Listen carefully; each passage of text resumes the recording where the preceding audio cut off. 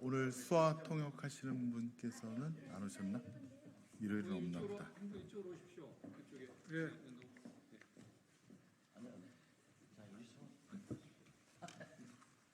소열이 내가 이렇게 높구나. 네, 안녕하십니까. 예, 언론인 여러분 반갑습니다. 지금 윤석열 정권의 국회 국민무시 풍토가 도를 넘어도 한참 넘었습니다. 정말 극에 치달았다고 해도 과언이 아닐 정도입니다.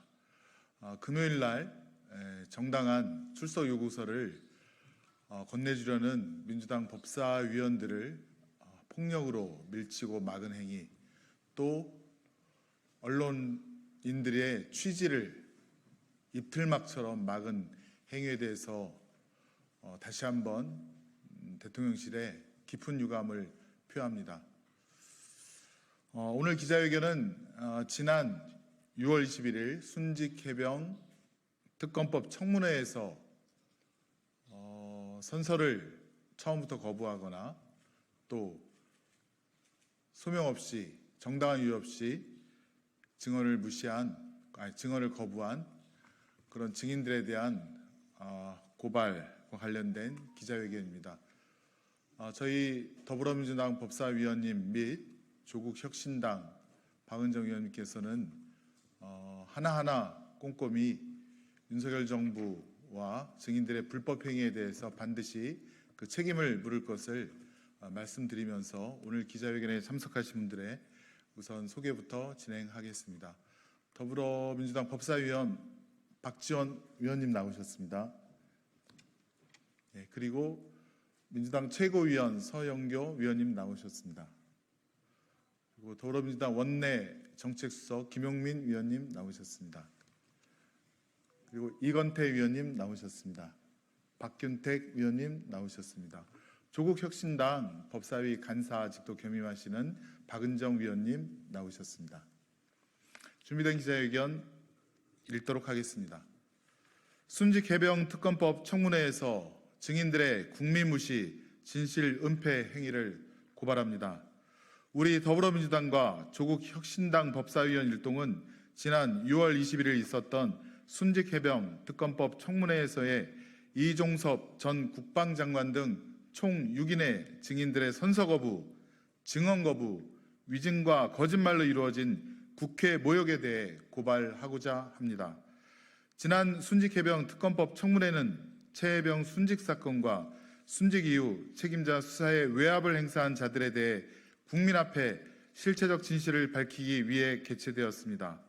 그러나 임성근 사단장 등 일부 증인은 일말의 책임감도 부끄러움도 잊은 채 증인 선서조차 거부하며 어떻게든 책임을 회피하기 위한 발언들만 내놓았습니다. 더 이상 실망할 것도 분노할 것도 없습니다. 국민 앞에 거짓과 책임 회피로 일관한 증인들에 대해 우리 더불어민주당과 조국혁신당 법사위원들은 국회에서의 증언 감정 등에 관한 법률에 따라 선서 거부, 증언 거부, 국회 모욕 증인들을 고발할 것을 결정하였습니다. 먼저 청문회 질의가 시작하기도 전에 선서를 거부한 3인에 대한 고발 이유입니다. 이종섭 전 국방부 장관, 신범철 전 국방부 차관, 임성근 전 해병 1사단장은 정당한 이유도 없이 증인 선서를 거부함으로써 국회 증감법 제12조를 위반하였습니다. 국회 증감법 제3조는 자신이 기소를 당할 염려가 있거나 유죄 판결의 염려가 있을 때 거부 이유를 소명하고 선서 증언 등을 거부할 수 있도록 규정하고 있습니다. 그러나 이종섭, 신범철, 임성근 증인은 지금껏 자신의 행동에 잘못이 없다며 일관되게 주장해온 사람들입니다. 즉 스스로 판단하기에 기소당할 염려나 유죄 판결을 받을 염려가 없음에도 거부 이유에 대한 소명도 없이 증인 선서를 거부한 것으로서 정당한 이유 없이 선서를 거부한 경우에 해당합니다. 더구나 이종섭, 임성근 증인은 증인 선서도 하지 않은 채 이어나간 답변에서 거짓말로 국민의 대표인 국회를 모욕했습니다. 임성근 증인은 최병희 순직한 작년 7월 19일 아침 06시 12분에서 07시 04분 사이 정훈공보실장으로부터 수중수색 중인 해병대원들의 사진을 받아보고 훌륭하게 공보활동이 이루어졌구나라고 칭찬한 사실이 있었음에도 청문회에서 7월 19일 19시경에야 수중수색 사실을 알았다고 거짓말을 했습니다.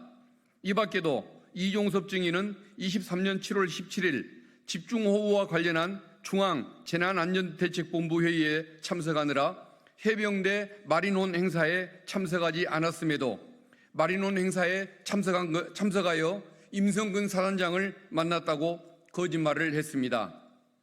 이처럼 증인 선서도 거부한 채 거짓 진술들로 법사위의 진상규명을 위한 청문회 업무를 방해하고 모욕한 것으로 국회 증감법 제13조 국회 모욕죄를 범한 것입니다. 둘째, 증언을 거부한 이시원, 임기훈 증인에 대한 고발 이유입니다.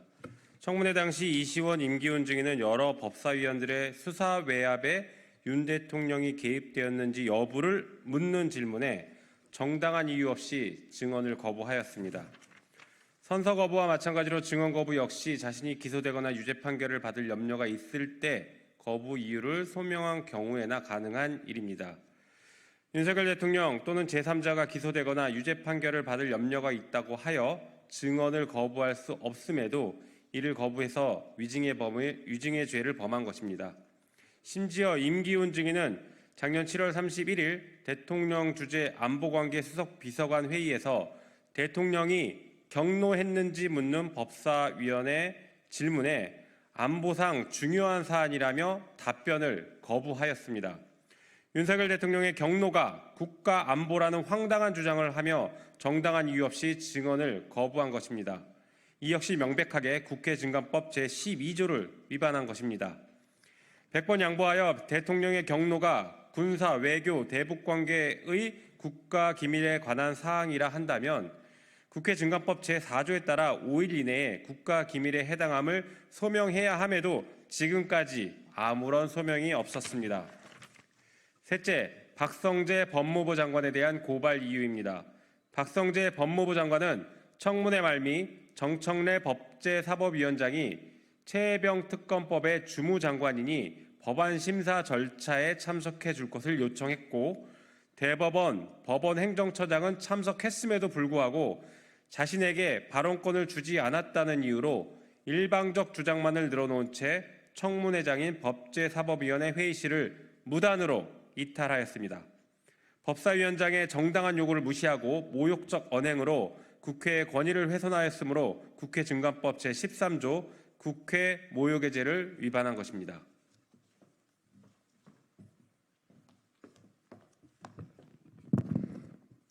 마지막으로 한 말씀 드리겠습니다. 지금도 최혜병의 순직 사건과 수사 외압 사건의 진실을 감추기 위해 골몰하는 자들에게 경고합니다. 진실을 감추기 위한 범죄 행위를 당장 멈추십시오.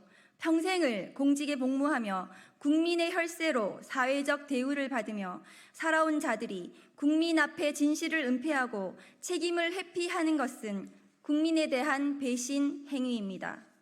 군주 민수 2016년 촛불 집회가 광화문 광장을 뜨겁게 달구고 있을 때 교수 신문이 선정한 올해의 사자성어였습니다. 바다와 같은 국민은 배를 물에 띄우기도 하지만 배를 뒤집기도 한다는 뜻입니다. 다가오는 진실의 파도를 피할 수는 없을 것입니다. 국민에 맞서겠다는 어리석은 생각을 버리고 국민 앞에 진실을 고하길 바랍니다. 감사합니다. 더불어민주당 조국혁신당 법제사법위원 1동. 네, 이상으로 기자회견을 마치기 전에 서영교 최고위원님의 말씀 듣겠습니다. 박근혜 뒤에 박근혜가 대통령인 줄 알았는데 최순실이 비선 실세로 대통령 노릇을 하고 있었습니다. 그것이 국정농단이고 국기문란이었습니다. 윤석열 대통령인 줄 알았는데 그 뒤에 김건희 비선실세가 있다.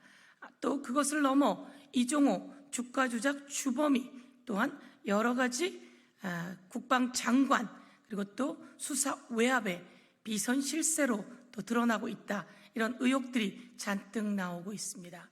이런 상황 속에서 임성근은 자기의 휴대폰에 비번을 까지 않고 제출했습니다. 이번에 공수처에서 비번을 열어라 라고 이야기했고 임성근의 통화 기록을 제출하라고 이야기했습니다. 임성근은 핸드폰을 제출했는데 비번을 까지 않았습니다. 이것은 증거 인멸입니다. 그리고 이종섭은 깡통폰을 제출했습니다. 선서도 하지 않은 두 사람은 하나는 깡통폰을 제출하고 하나는 비번을 열지 않은 채 제출했습니다. 그리고 이시원 그리고 임기훈 국방비서관 등은 공수처로부터 핸드폰을 제출하라는 요구조차 받지 않았다는 겁니다. 공수처는 그 두 사람 외 용산 대통령실 관계자들의 휴대폰을 압수수색하십시오. 그리고 모두 포렌식할 것을 요구합니다. 이 외에 검찰 단장도 깡통폰을 제출했다고 알고 있습니다.